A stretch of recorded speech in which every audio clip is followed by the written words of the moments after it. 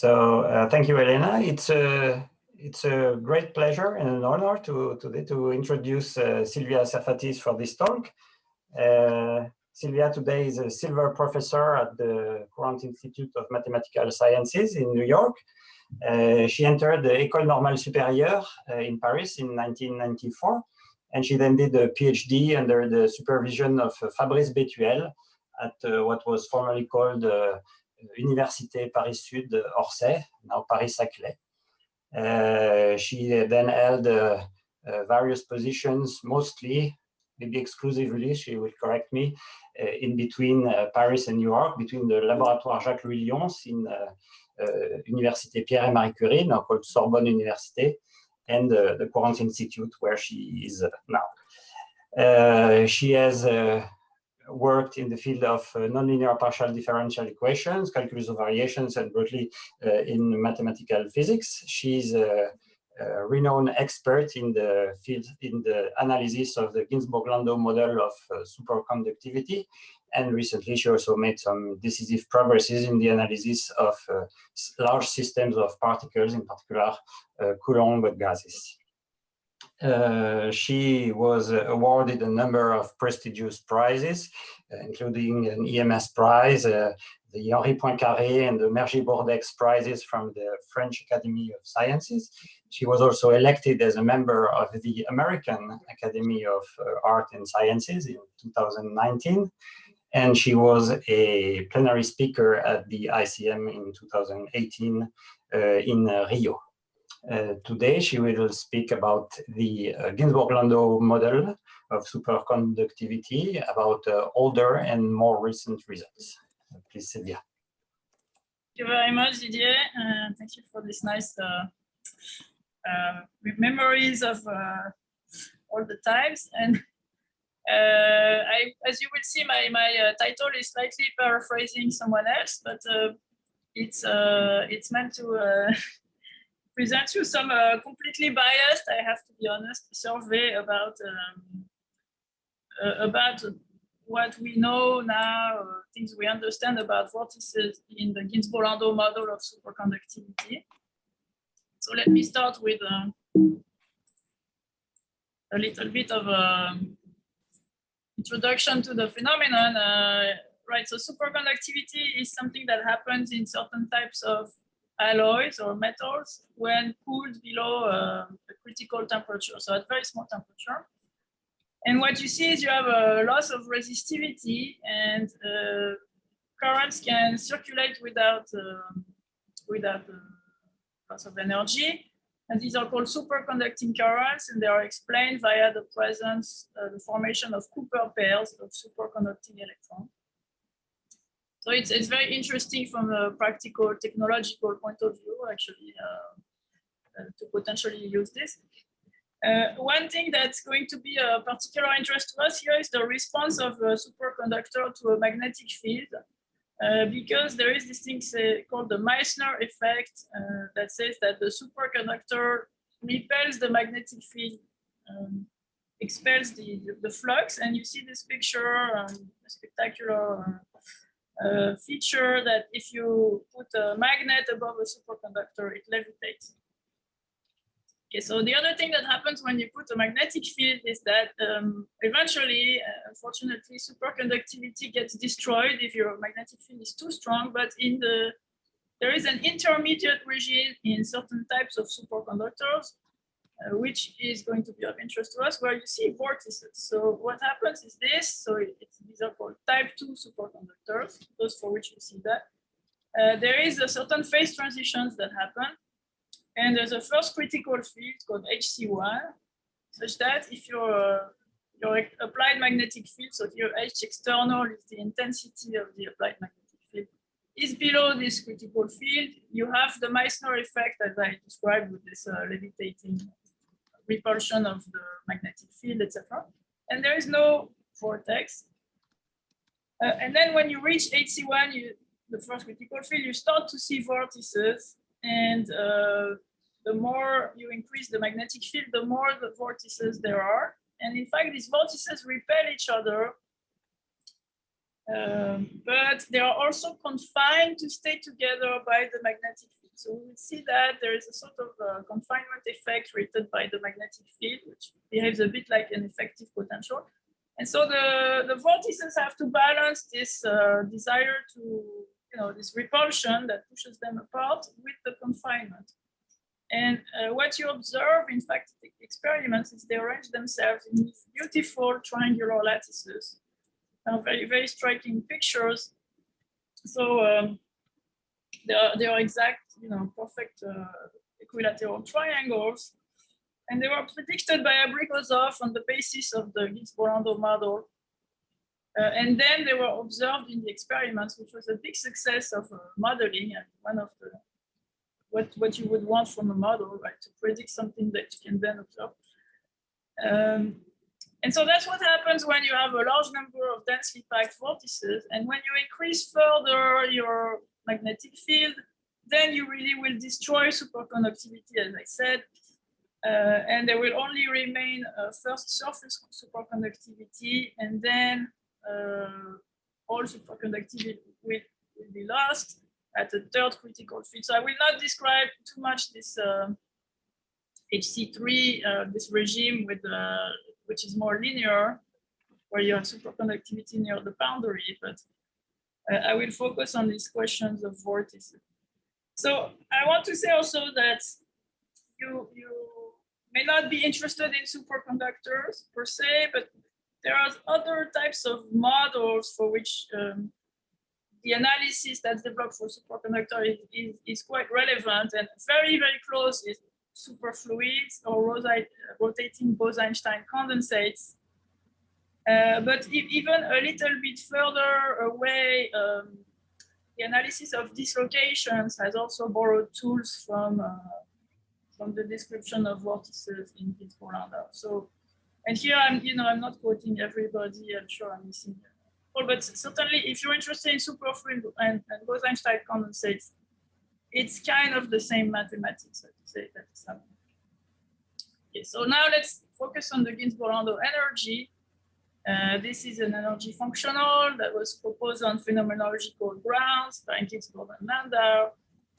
And then later it was justified, derived from microscopic principles by the theory of Bardeen-Schrieffer. And now there is a rigorous math derivation of most of it by this group of four.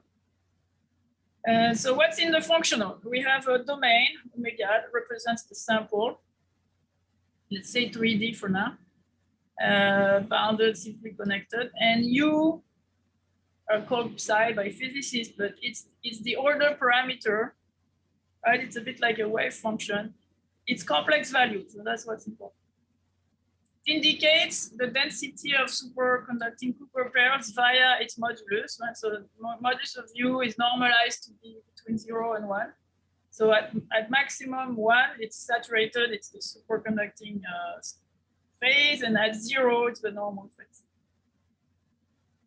Now, A is the vector potential of the magnetic field.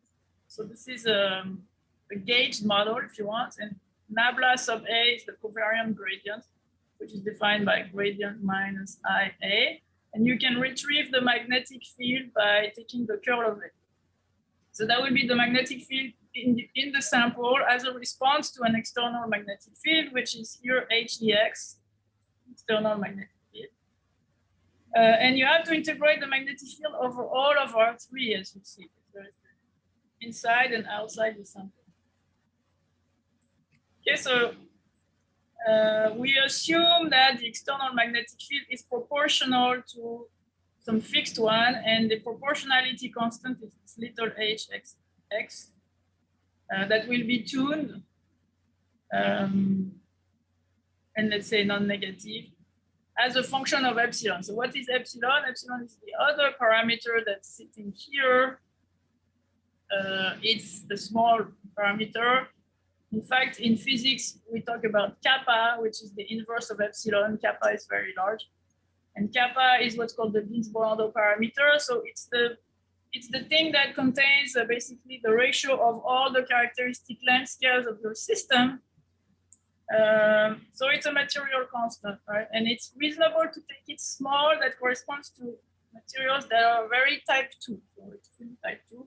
It allows us to do asymptotics practically, right? And so these types of asymptotics have actually been studied by physicists, and there are books, textbooks about this, but maybe closest to this is the work of De Gennes from the 60s, which contains a lot of formal computations very similar to what I will describe. Okay, so once you have a functional, you have equations. Right? The Euler-Lagrange equation system associated to this functional. So you have an elliptic type equation first. The second one is more like Maxwell's equation. And then you have the suitable boundary condition. I will not insist too much on this. All the model is, as I said, invariant. Well, it's a gauge model. It has a gauge invariance. So if you change U into U EI phi, and if you change A into A plus grad phi, that's called a change of gauge. And phi here is the gauge of some smooth function. Then you don't change the energy, you don't change the equation. So as a result, you should not really work so much with U or with A, but you should try to work with gauge invariant quantities as much as possible. Examples of gauge invariant quantities are the modulus of U, the magnetic field, because it's the curl of A. If you take the curl of a gradient, it's 0. The energy, as I said, is invariant. And other quantities that I would use a lot, the supercurrent and the vorticity. So here the supercurrent J is what you obtain when you take the inner product in the sense of complex numbers of IU with grad AU. So you don't have to worry too much if you want. This is a complex, this is a representation with complex numbers. So just think it's really like a current in fluids. And then the vorticity, which we introduced as a gauge invariant vorticity, is defined as the curl of the current plus the magnetic field. So why these are good quantities, I will show you. But so here is the schematic picture. In your 3D superconductor, there's going to be some vortex tubes, right?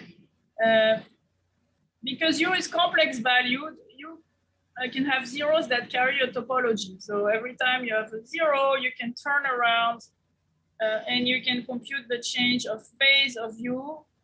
And this is an integer, a 2 pi multiple of an integer, which is called the degree of the vortex. So you will, if you have a vortex of non-zero degree, U is going to have to vanish here on a line, on a curve, typically. And outside of a tube of length scale epsilon, modulus of U will go back to being very close to 1, schematically. The reason being that there's a strong penalization here from being far from 1. So modulus of U wants to be 1, except maybe in small regions if it's profitable for other reasons. So here you have this picture, U0, modulus of U close to 1. The supercurrent is turning around this vortex tube. So and the curl of the supercurrent is concentrating also at the close to the 0 sets of. And so when you integrate, you actually can get almost integer values. So of course, if you were to study a 2D model, then you think of a cross section of this picture, and the vortex is just a point with a sort of length scale around it, epsilon, and then a tail. All right, so when you take the limit epsilon goes to 0, this core size shrinks, and then you really can obtain limiting objects that are co-dimension 2 singularities. So in 2D it will be points, in 3D it will be lines. And so let's look again at an ansatz for a shape of a vortex would be something like this: rho EI phi in in trigonometric representation, where rho, the modulus, is some function of let's say x over epsilon. Because epsilon is the length scale, the function would vanish at 0 and then tend to 1 at infinity. And the topological degree of the vortex will be computed by taking the circulation of the phase phi when you make one turn around the vortex, and that's 2 pi d, where d is an integer, positive or negative. All right, so now I want to show you a little computation, which is the only attempt at a proof that I will make, to show you that each vortex carries a fixed amount of energy, which is at least pi log of epsilon, if its degree is non-zero. So let's go in this trigonometric polar representation with the phase and the modulus. So let's think of grad u squared in, you can certainly bound this below by the rho squared grad phi square. I threw away the variation in rho because it's actually negligible compared to the leading order. And let's try to integrate this away from the core of the vortex. So I'm going to be away from a ball of radius epsilon or r epsilon, whatever. So this is the complement of the ball. And so as soon as I'm away from this main core, I will say that a good approximation is that rho is almost 1. So you know, this is like in this picture here. If you're away from the red tube, modulus of u is already back to being 1. So we're integrating outside of the tube the contribution to the energy. Now we can just take the part of the gradient that's just the tangential derivative. This is a bound from below.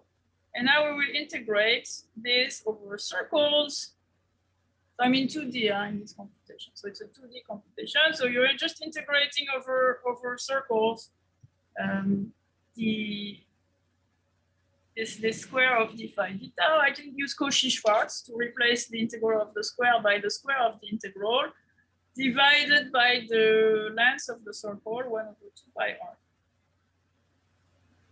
And so here there should be a big R. So after this, I remember that the circulation of the phase is my topological degree here. So I will get a 2 pi d here to the square. And then I have to integrate 1 over r between epsilon and say 1. So up to constants, which I have messed up in my calculation, you get 2 pi d squared log 1 over epsilon plus lower order terms. Okay, so as epsilon goes to 0, this is very large. You also see that vortices of degree more than 2 will cost you much more proportionally. So in fact, they are unstable, as was proved by Gustafsson and Seagal in particular. So vortices will prefer typically to have degree 1 or minus 1. So let's say plus 1 up to a change of orientation. And because there is a 1/2 in the Ginzburg-Landau energy, 1/2 factor in front, it's really a pi d log of epsilon. Okay, so that's a very rough computation, but it gives you the idea of why this energy cost. And now all of this can be made much more rigorous. And let's start with what was done initially, which is a simplified model in 2D, where the number of vortices, you know, for some reason, is bounded independently of epsilon. Okay, so you throw away all the gauge part of the energy and you just keep u. So that's the maybe even more famous Ginzburg-Landau functional. That was studied in particular in terms of vortices, first by Bétuel, Brezis, and Hélin. And what they showed is that minimizers have vortices, they all have degree +1 or all -1, as I said, up to a change of orientation, let's say it's all +1.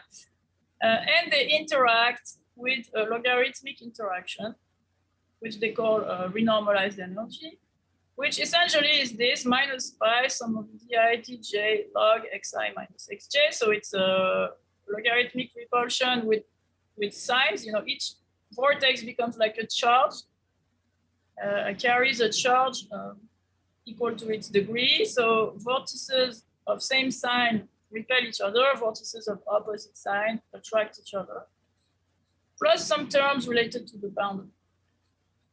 Okay, and what they also showed is that the minimum of the energy is pi n log 1 over epsilon, which is what I had announced before. Each vortex will cost pi log 1 over epsilon. Since there are n of them now and they're all of degree 1, well, it's pi n. And if you want to understand how the vortices distribute themselves in the domain, you have to go to the next order, which is a constant order, not divergence, and you find the minimum of W. So that's the expansion of the energy, and the minimizers will tend to minimizers of this W. In order to actually obtain vortices in a model like this, you have to impose them by via the boundary. So what they did is they imposed the degree on the boundary, and that was forcing vortices to appear. Otherwise, minimizers would just be trivial.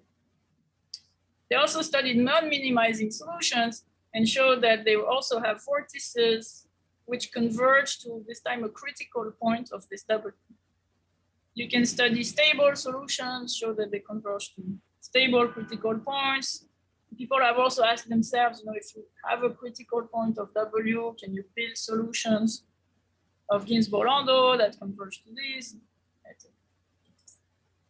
Okay, about dynamics, this simplified model without gauge also has been quite well understood when the number of vortices is independent of epsilon. So two natural dynamics, there are others, two I will mention, are the parabolic version of the equation and the Schrödinger version, which is called Gross-Pitaevsky, and is a well-known model for superfluids, well-known to physicists.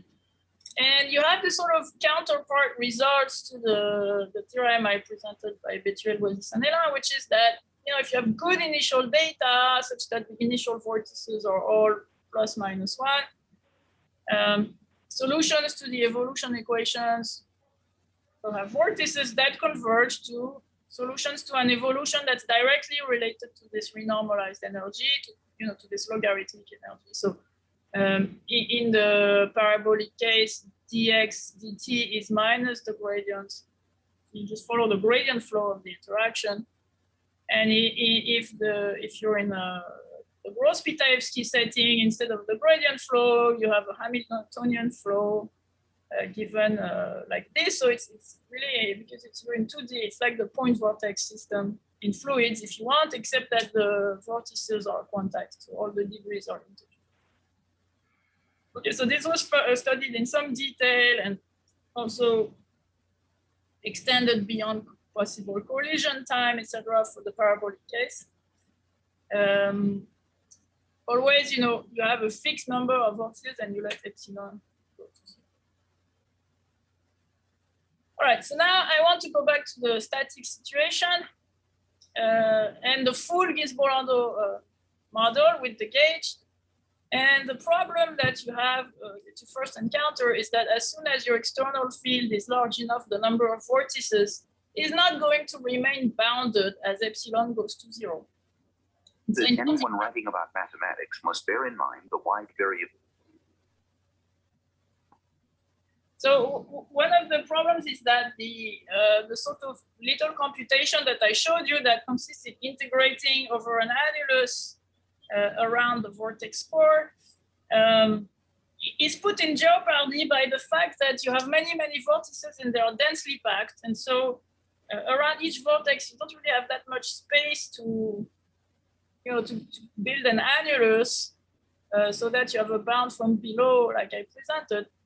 And so actually this was studied, this was thought about carefully by Santier and Girard independently, who proposed something that's called the vortex bolts construction, which now has become really an essential tool in this business. And what that does is it finds you a good way of building the annuli in which you can estimate the energy from below in such a way that the annuli remain disjoint. And you don't care about the fact that there may be many vortices. So it's very robust, if you want, to a situation that could be quite pathological with many vortices or dipoles that appear for no reason. So it's a completely general lower bound for all configurations without assuming any regularity. And that turns out, quite crucial and completely adapted for treating this n unbounded situation. Now, if you're interested in 3D, the difficulty that you encounter there is that it's not vortices, so it's not points anymore. I mean, it's vortices, but it's not points anymore, it's curves. And curves, these curves that a priori have no regularity. You don't even know if they are, how to define them. And they have to be understood in frameworks of currents and using geometric measure theory, because a priori they are not regular. And instead of a vortex costing pi log epsilon when it's a point, if it's a curve, quite naturally, the price to pay is pi log epsilon multiplied by the length of the curve. Right? So this here norm gamma corresponds to the length of the curve. The vortex will carry an amount of energy pi log epsilon per unit length. So when n is bounded, this can be studied, and this was studied in the beginning of the 90s and 2000s in the case with no gauge. And then there were studies for allowing for a large number of vortex tubes in 3D, and I will come back to that at the end of the talk. But okay, you get into some serious geometric difficulties, I would say. But the one thing is that you expect straight lines, right? If the cost is proportional to the length, a priori, if you don't think of the magnetic field, vortices will just be straight. We'll talk about this later. Okay, so now I want to describe the situation when you have the full model, but in 2D with the external field. As I told you, there is a phase for the function u, but it's not really a true phase. It's not single valued because you can have zeros, right? So this is why we introduced this gauge invariant vorticity measure that I talked about before. And if you want to see what it means formally, and again in 2D, you can write the current as rho squared grad phi minus a. Except that, when phi is not well defined, this doesn't make sense, but then rho has to be 0. So the product is fine. And mu of u and a, if you plug that in there, you will compute, it's just this, the curl of rho squared grad phi minus a plus a. And now let's think heuristically that rho is very close to 1. You remember the modulus is penalized to be very close to 1. So except in the vortex scores, I can replace it by 1. And if I do that, I just find the curl of grad phi. Okay, but the curl of a gradient is 0, except at the places where this thing is not really defined, this phase. So when the phase actually has a singularity, when there is a winding number created by a vortex, what you pick up in the curl is just a Dirac mass. Right, so think of the polar angle theta. What is the curl of grad theta? Well, it's a Dirac in the sense of distributions. So now the vorticity measure is really a good measure of vorticity because it's a measure, or it looks like a measure, and it will pick up a Dirac mass at each vortex weighted by its degree.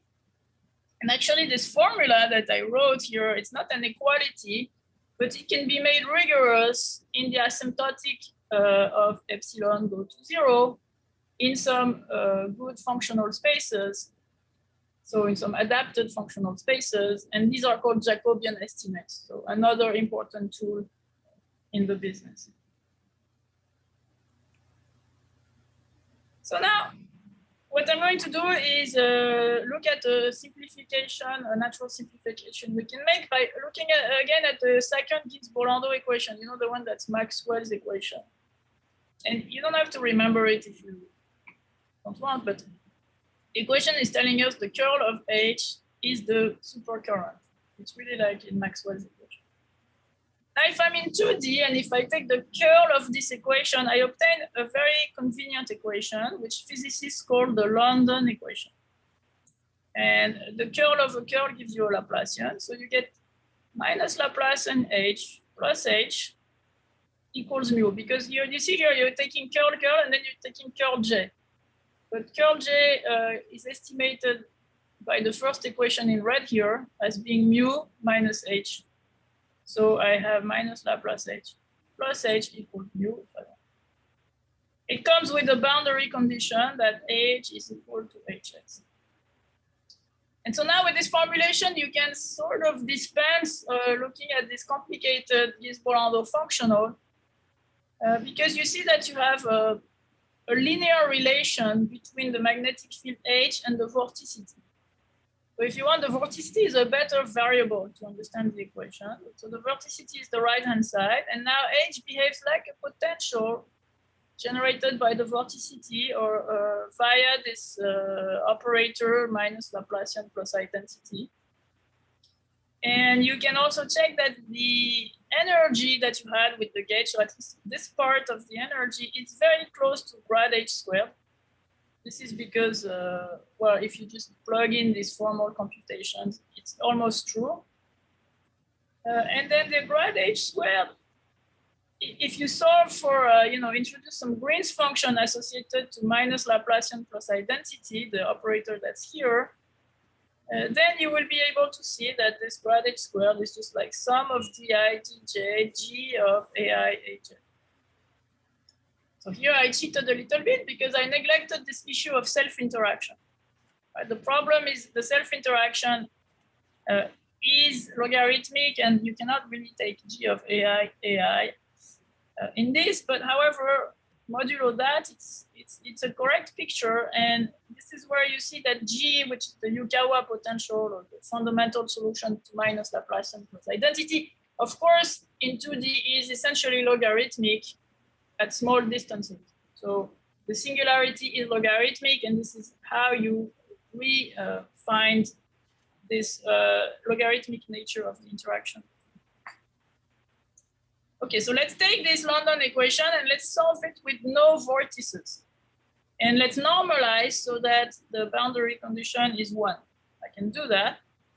So I get this equation. It's H0 be the solution to this with no vortices. H0 equals 1. Then it is the effective potential, if you want, that will confine my vortices. So you can compute the first critical field from this function H0. It's given by this value lambda omega. So H0, it's going to be 1 at the boundary, and then it's going to be close to 0 in the middle. So it's going to decay away from the boundary, and it's a nice function, completely straightforward. If you're in a very, very large domain, this lambda omega becomes 1/2. Okay, and everything's going to be concentrating near the minimum of this H0. So because H0 is like a basin, the minimum of H0 is somewhere in the middle. And we will assume without too much loss of generality that it's just 1 point. Okay, so this is the value of the first critical field, this lambda omega times log epsilon.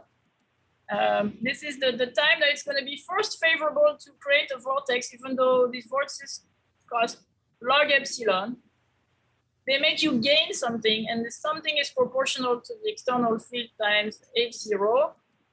So of course, if you want to be able to gain, the external field has to be of the same order of the price of the vortex, which is log epsilon. This is how you find this. And now, as I said, we're going to assume that this minimal set is reduced to 1 point, call it P, and that the minimum is non-degenerate. So what we were able to prove in some series of results with Etienne Sandier is, first of all, there is HC1, you see a first vortex, but in fact you have a sequence of critical values of the external field such that each time you increase the external field to that value, you add another vortex. So here you see little n is the number of vortices. So you start from lambda log epsilon, and if you add nothing, you have 1 vortex. If you add this increment of log epsilon, essentially, you see a second vortex.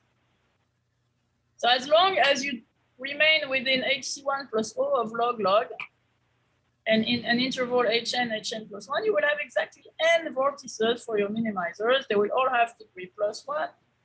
They will all concentrate near that point P. And if you want to see something about how they distribute themselves, you should zoom. And this is the scaling factor that you have to use. So AI minus P, you have to multiply it by square root HX.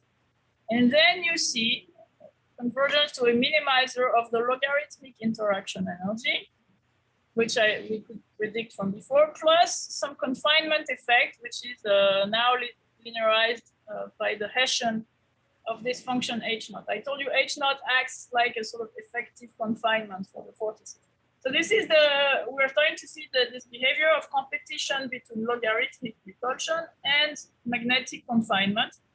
And the result of that is creating pictures like this. So you see I have a few points near this point P, and now if you were to zoom, you see these nice little patterns of points that minimize this function W.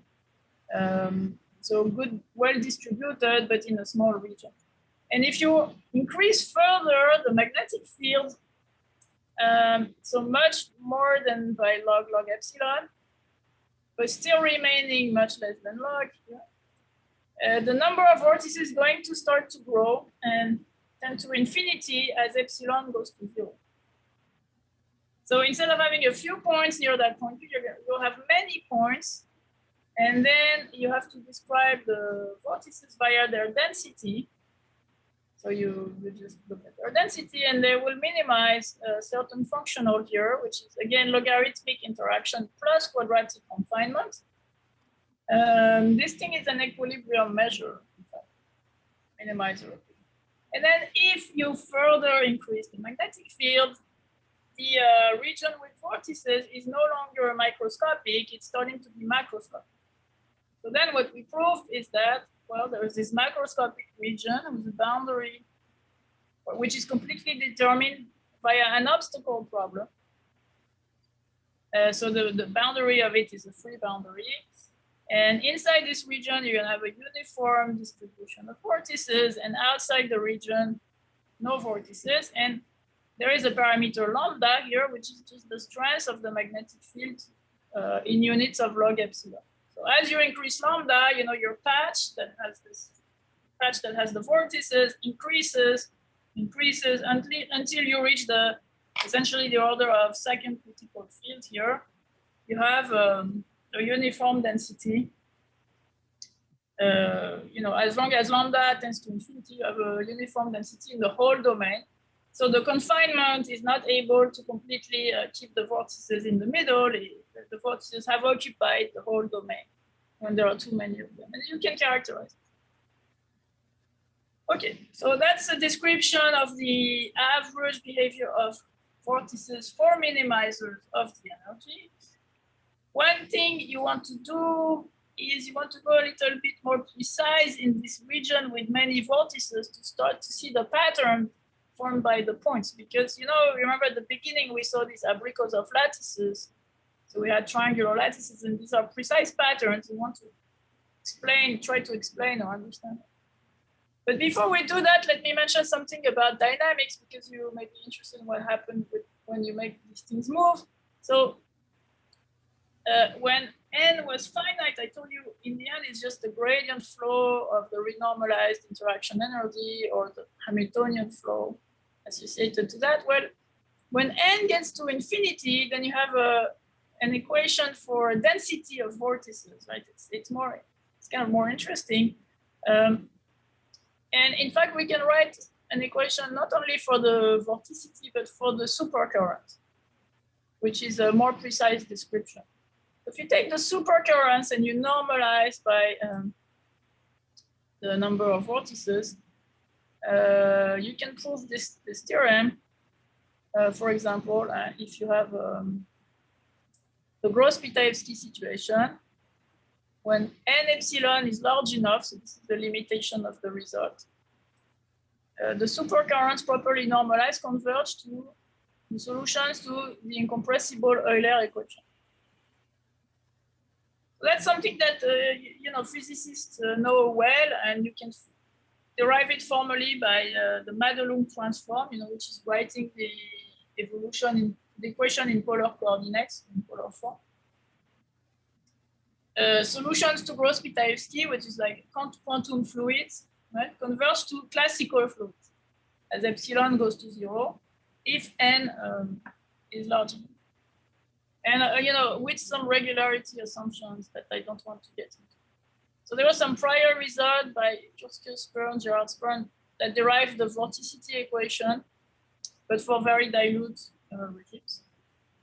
And in the parabolic case, the result I obtained is that, again, when you have large number of vortices, but not too many so that you stay under log epsilon, you have, again, convergence to some fluid-like equations, except now these equations are dissipative. Right? It's not like earlier, which is conservative. Here, if you start from a dissipative equation, you expect to converge to a dissipative equation. So this is the first one that you obtain in this regime n much less than log epsilon is like a dissipative version of Euler. But the second one you obtain when n is proportional to log epsilon is something else, and it loses even the divergence-free condition. Okay, I don't want to describe too much on that, but if you want to have it with gauge, it works with gauge as well, and it can be compared to formal models derived by Chapman, Rubinstein, Schatzman, Owen, and A. It's actually not quite the formal model. So if n is proportional to lambda log epsilon, or lambda non-zero, this is not the model that has been derived. And you can obtain of course, the behavior of the vorticity by taking the curl of these equations, because the vorticity is the curl of v. V is the velocity. The method is based on a modulated energy idea. You take the Ginzburg-Landau functional and you stick in there, you see a minus IU and V, where V is the expected solution, like the thing you think you're going to converge to. So you make it like a gauge almost, like this is inspired from Ginzburg-Landau with gauge. You differentiate this in time, and you show that if initially this is small, it remains small by a Grandval argument. And what is difficult is to show that the time derivative of this quantity is controlled by itself. And this happens thanks to a lot of cancellations, like a lot of algebraic cancellations using the PDE, etc. Okay, so this is like a sort of parenthesis. Now I want to come back to my question, which was studying minimizers of Ginzburg-Landau, static, but at the micro scale. Right? So in order to understand the vortices at the micro scale, you have to zoom. So we do a blow up. We obtain configurations that occupy now the whole plane. And they come with a magnetic potential, which after rescaling solves a relation like this. So minus Laplacian H equals sum of Dirac's minus 1, which is what you obtain when you rescale because of the uniform density. So you have a sort of what physicists call a gelium. You have positive charges that are discrete Dirac's, and you have a negative charge which sort of neutralizes those positive charges.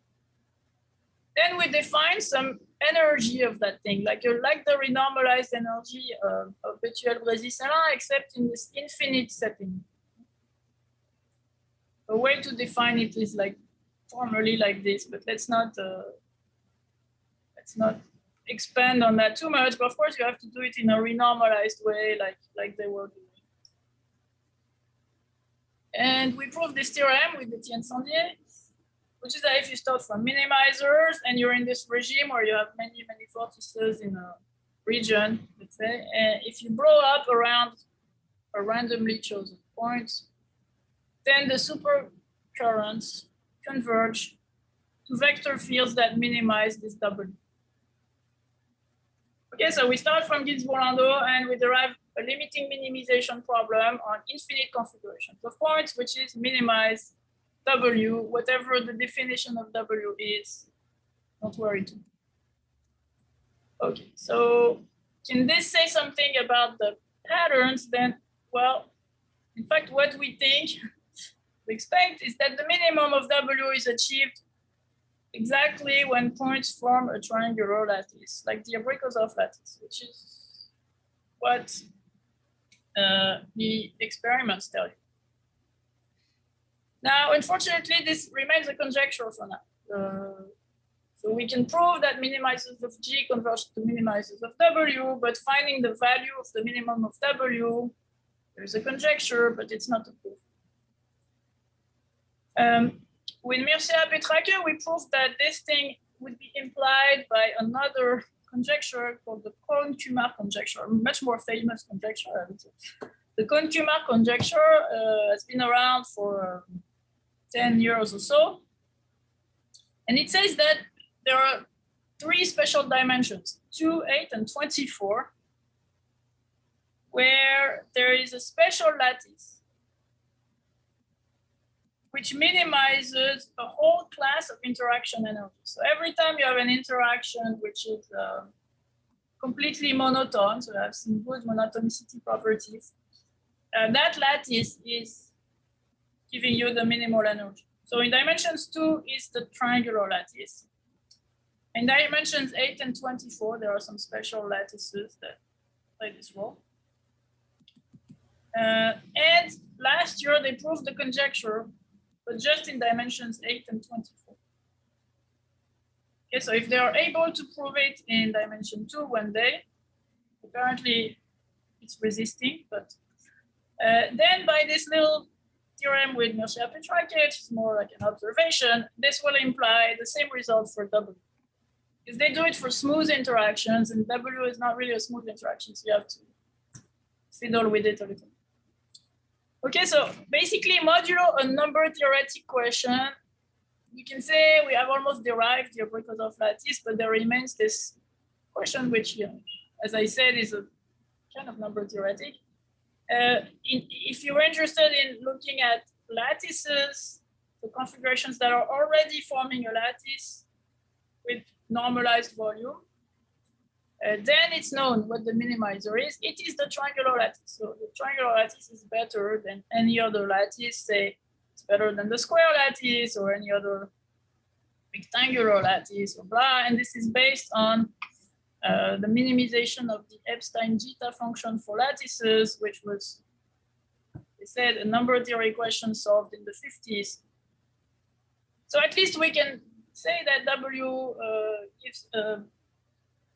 has smaller values at the triangular lattice than at any other lattice, such as the square lattice, which, by the way, relates to the original work of Abrikosov, because Abrikosov had really predicted the square lattice, so he was a little bit wrong in his prediction, but then it was quickly corrected.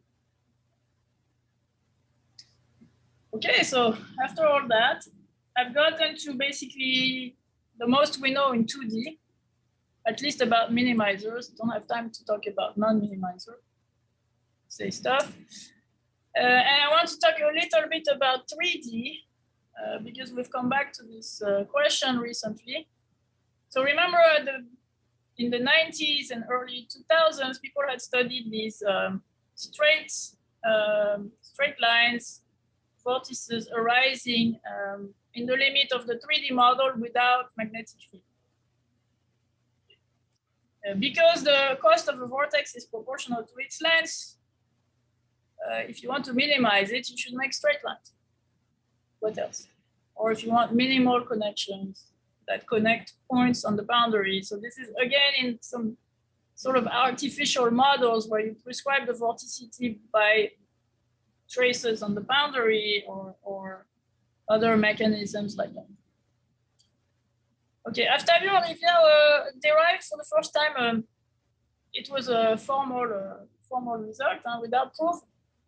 A situation where you would have competition between these lengths, right, and also the logarithmic repulsion, because we want to get into a situation maybe where we see something non-trivial, non-straight, that would be more fun.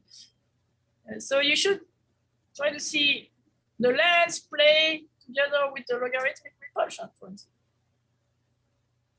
All right, so now there's the technical part. How do you define the vortices? So Alberti, Baldo-Orlanti made some construction that allows you to really describe the vortices, because these are not real curves, so you have to first describe them.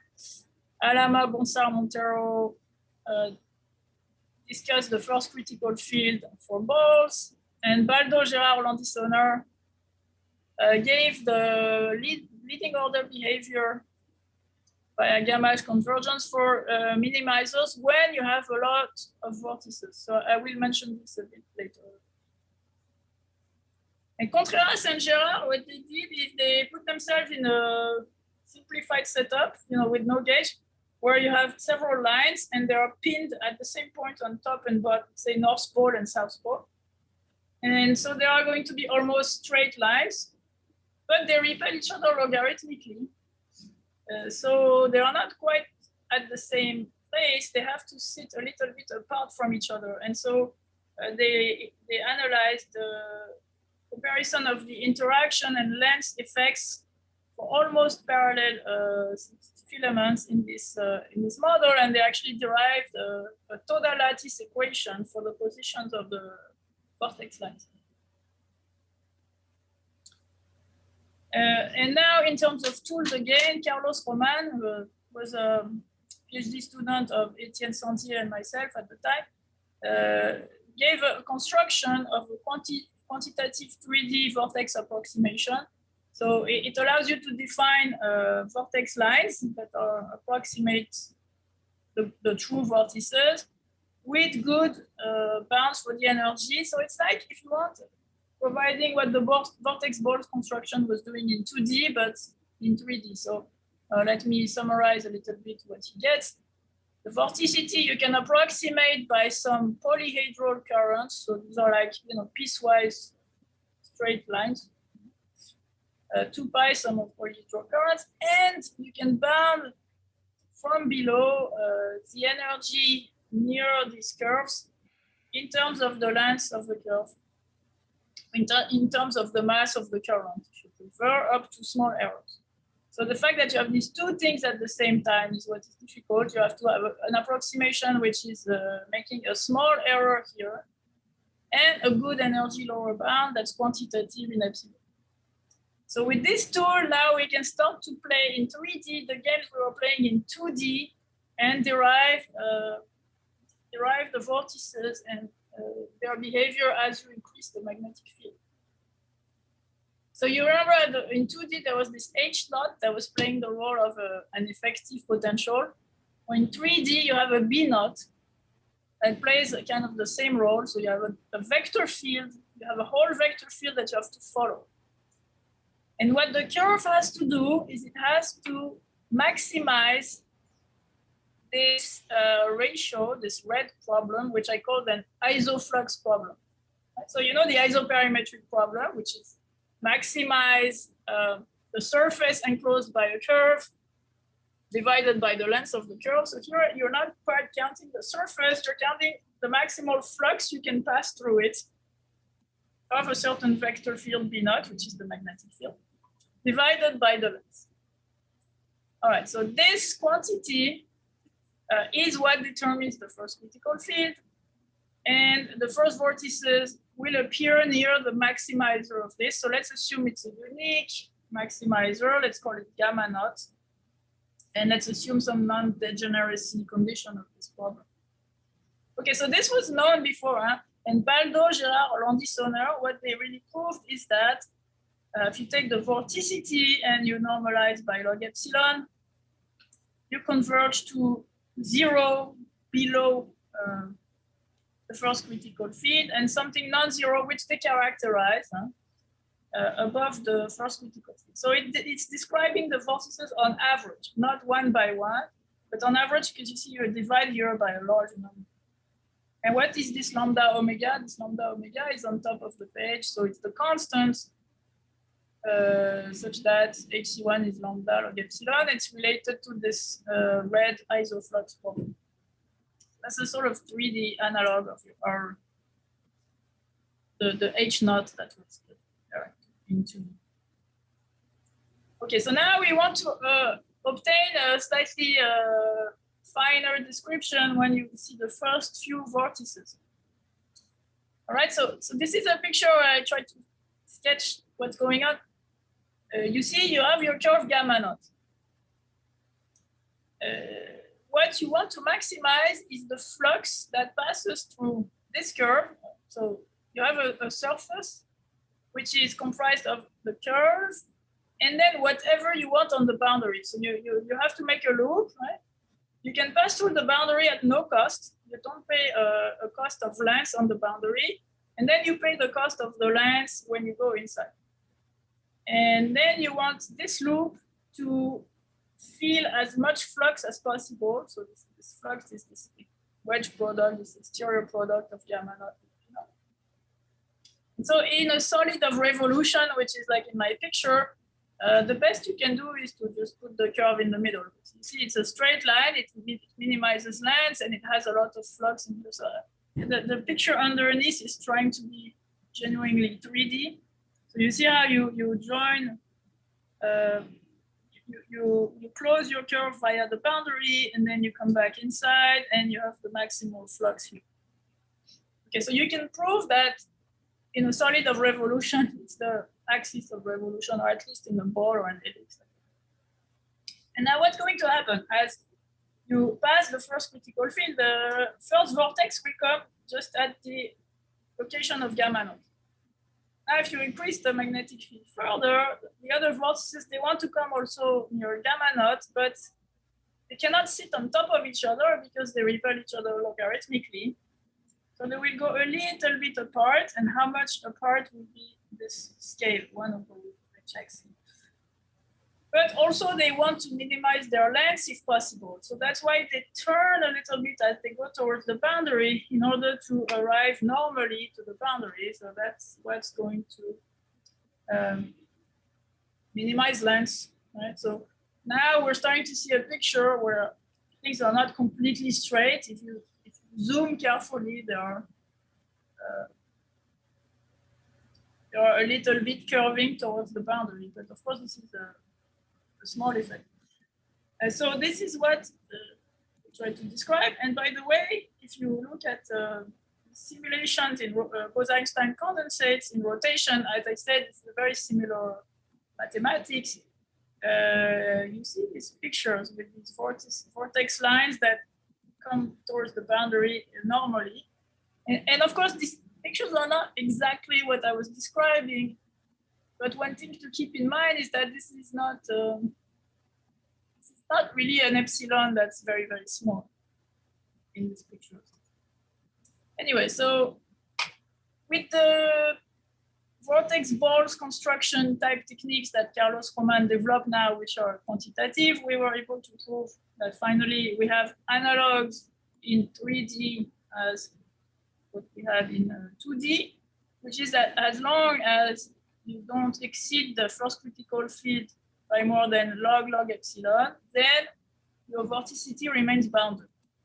I have a finite mass of vortices, and u epsilon, sorry, there is no prime, is the vorticity approximation, you know, these piecewise straight lines that were approximating the true vortices.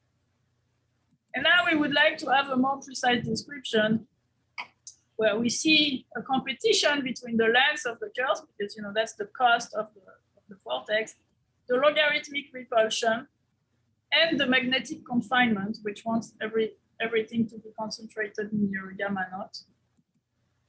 And finally, we can get, so this is a kind of a long statement, not fun to read, but we can get something like that. So in a relatively simple setup where it's, let's say, the ball, so that you know you have a straight line at the beginning, you look at the variations around that straight line, and you see that they want to minimize something like this, where you have the logarithmic repulsion between the lines and an effective confinement, which is related to basically the linearization around your minimum of your isoflux problem. So you have a quadratic form, which assumes positive, and that's the effective magnetic confinement. Okay, if you wanted to work with a curved initial curve, it's possible too. It's just that for now, you know, it's easier to present it in this straight setup, and so this sort of tries to explain this picture, and that's it. I'll keep you posted on new episodes. Thank you very much, Sylvia. Are there some questions? I'm not sure. Either raise your hand or just unmute yourself. I'm not sure I can do it myself. Rob, can you? Yes, yeah, go ahead and ask the question on the chat, and then we can answer it. I think also Helen can unmute as well. But yeah, people raise their hand. Hi, I'm not sure I'm co-host here. Oh, Are you co-host? I thought only Didier and Sylvia were co-hosts. yeah, I believe that's correct. So you can unmute when people raise their hands. I don't see. Yeah, everybody can unmute because it's checked. They allow panelists to unmute themselves, and everybody's a panelist. So everybody can unmute themselves. Well, maybe I can ask first a question so that people have time to think about theirs. At some point, Sylvia, you mentioned the convergence in 2D to the incompressible Euler. And there were two situations. One was where there were either a finite number of vortices or what you call dilute situations. And there were your result with a very large number, which was the opposite regime. There is a gap. Yeah, okay, there's a gap in the end, and it's a technical gap, you believe, or is there something there which? No, I believe the result is still true, but I have no idea how to do it. Yes, I think it should still be Euler. Mm-hmm. But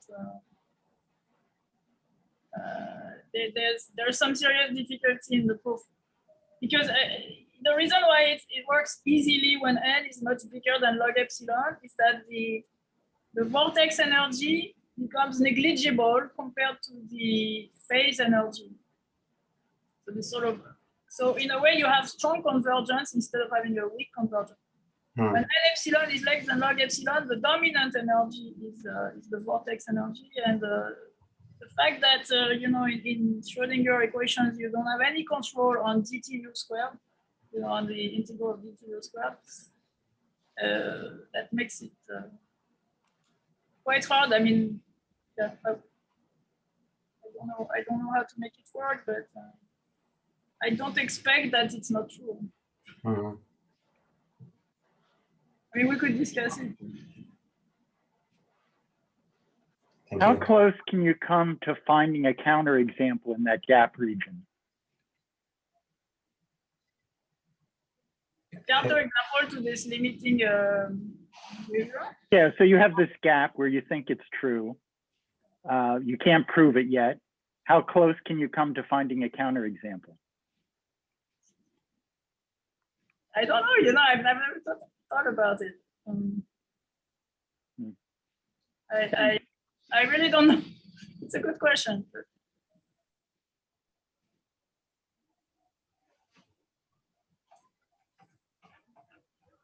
Let me see if I see some hands.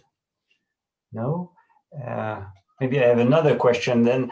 Did you try, I presume yes, to use your modulated energy method for the study of the dynamics in 3D? Would there be a hope for this to work?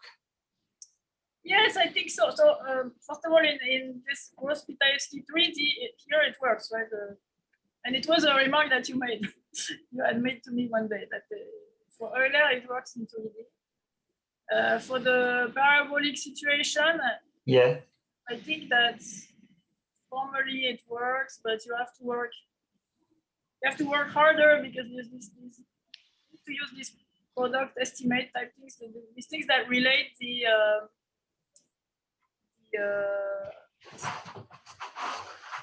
time derivative of u to the velocity of the actual vortices, and that's kind of missing an ingredient. There are some technical estimates to close the Brown valve, right?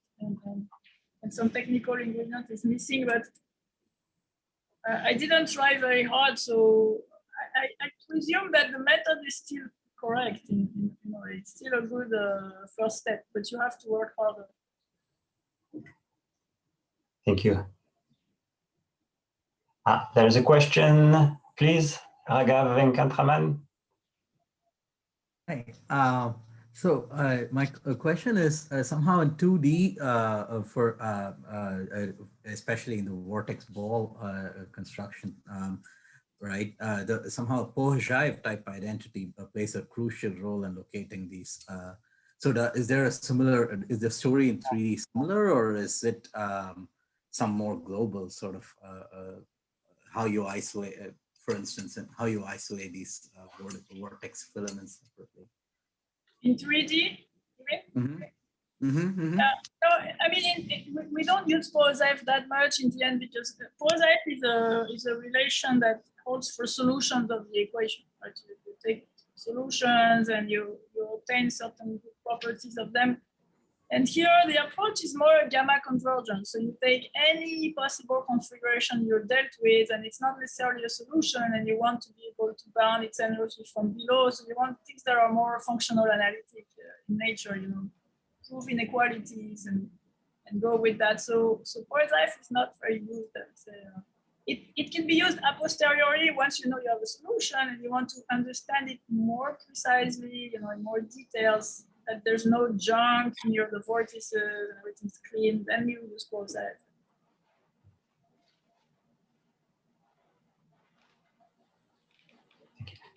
Stephen Watson. So, Sylvia, I was very intrigued by this evolution equation that you wrote down with the dynamical gauge. You didn't have much time to discuss that. You just mentioned some interesting cancellations. Could you say a little more about the intuition behind this? Yeah. Yeah, I mean, it's like once you have this quantity and you believe it's the right quantity, you have to believe that there's going to be some good algebra behind, because you're using the equations, and what arises are quantities that are related to the stress energy tensor of the solution. And when you differentiate, this algebra cancels all the linear terms in this error and only leaves quadratic terms, and that's what you want, because you want the time derivative to be bounded by this quadratic energy. So the cancellation of the linear terms happens, thanks to the good choice of solution and the good choice of energy. But I didn't come to it like that immediately. It happened by thinking first of the simplified model where you would just have Coulomb vortices, like minus Laplace in H equals Dirac, and you try to make the mean field limit in that.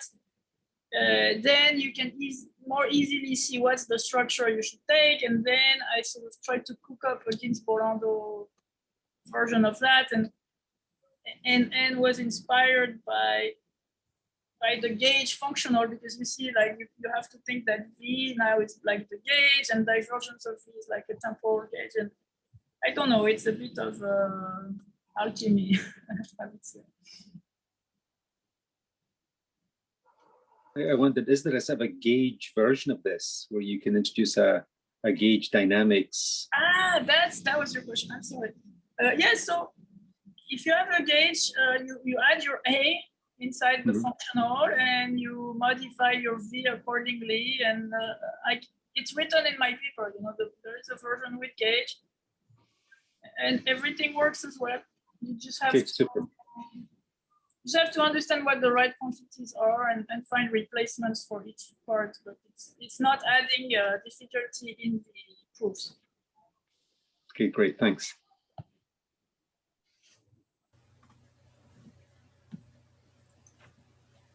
No more questions? No, if not, I think it's we can. Can I have questions? Can I have some questions? So, is it possible yes, to? Sure. Is it possible to say what and how you prepare the initial datum to get this convergence? Yes, so you want no excess energy. So you want that the initial modulated energy is little o of n squared. You see, that's possible only if your initial supercurrent is very close to V. Right. So you can make this should be of order n squared in principle for generic guys, but if it's little o of n squared, then you can go. And that's related to the closeness of the current to V. Right. Okay. Yeah, thank you.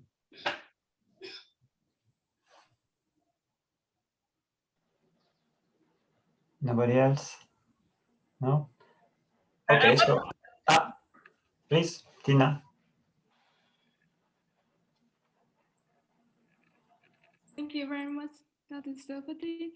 I wish to ask you one question about how much relative entropy can involve in the study of vortices, the analysis of vortices. Yeah. How is the relative entropy involved in the study of vortices? Yes. Like that? Yes. I mean, I think that maybe it's more relevant if you want to think of a setup with temperature. If you want to look at a system of vortices with a temperature, then you will have a Gibbs measure, and then the relative entropy will naturally appear. Or maybe that's not your question. You want to think of the modulated energy, like a modulated relative entropy. I'm not sure exactly what you have in mind. Do you want to put temperature? Do you want to look at dynamics? Dynamics. Dynamics, okay. So if you want, I would say this modulated energy is the replacement for relative entropy method. If people have used relative entropies to derive convergence of mean field limits for particle systems. In particular, there's some very interesting recent work by Jabin, Wang, and co-authors sometimes. And they're able to derive limiting equations like that for dynamics, but not for Coulomb. It doesn't work very well for Coulomb because Coulomb is too singular. So if you have a non-singular or less singular interaction, the relative entropy method works. But the Coulomb interaction precisely, that's where it breaks. And so that's why this method is sort of more adapted than the relative entropy. So I would refer you to Jabin Wang. Go and look at their paper in Invenciones. Yes, thank you very much. Thank you very much. Welcome.